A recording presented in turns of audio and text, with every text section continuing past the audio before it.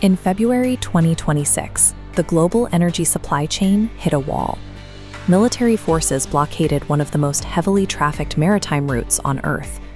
The conflict centered exactly here, the Strait of Hormuz, a narrow channel trapped directly between warring superpowers. 20% of the world's oil and liquefied natural gas relies on this exact passage. With the blockade in place, those vital resources were sealed inside. Civilian shipping lanes instantly shut down. Cargo vessels dropped anchor where they were, unable to move forward into the conflict zone, and lacking the logistics to reverse course. This isolated regional standoff instantly became a global crisis. Energy reserves dropped, and the basic fuel required to keep modern civilization running was cut off at the source. The effects of the shutdown rippled outward from the Middle East, paralyzing international logistics networks in a matter of days. Nearly 2,000 commercial ships were left stranded at sea. Thousands of crew members sat idle on fully loaded vessels, waiting for orders. This chart shows the daily financial toll of the shutdown.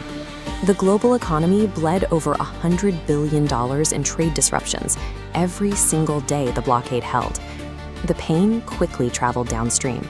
Fuel prices spiked. Shipping conglomerates multiplied emergency freight levies, applying massive premiums to reroute fleets. The consequences landed on businesses from California to Rotterdam to Shanghai. Factories couldn't source raw materials, and finished goods sat rusting at paralyzed megaports.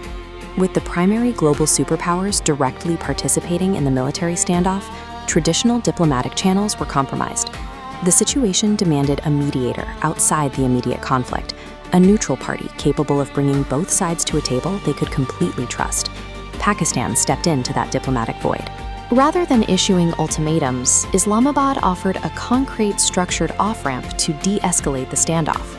On March 31st, Prime Minister Shahbaz Sharif intervened directly, introducing Pakistan's 5-point peace initiative. The framework was entirely pragmatic. It linked an immediate halt to all hostilities directly to the swift restoration of humanitarian aid, giving both sides a tangible incentive to stop firing. To make those talks possible, Field Marshal Asim Munir provided absolute security assurances.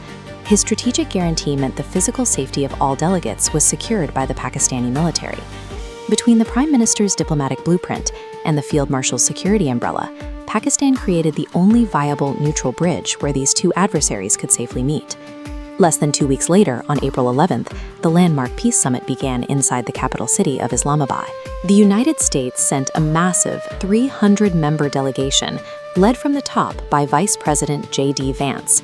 Sitting across from them were Iran's top foreign policy officials, prominently represented by Foreign Minister Abbas Araghchi and Parliamentary Speaker Mohammad Bakr Ghalibaf. Moderating a room of deep hostilities required precise statecraft.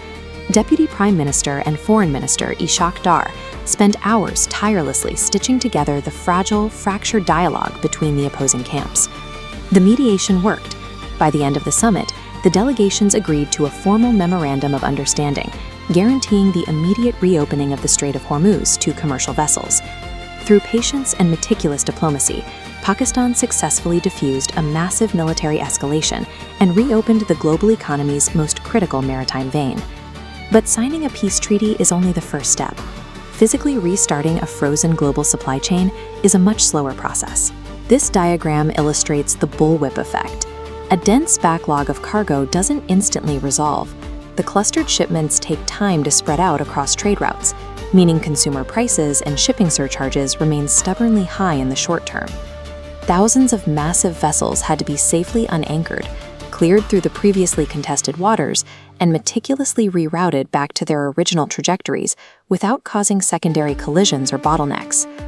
The tangible proof of recovery is visible on the water. Commercial vessels are moving freely through the strait again, and the massive war risk premiums that crippled maritime budgets are ending. While the economic hangover will take months to clear completely, the systemic threat of a permanent energy blockade has been neutralized. Pakistan's role in ending this crisis aligns with its long-term economic strategy. The nation that built the China-Pakistan Economic Corridor to connect global markets stepped in to protect those very markets.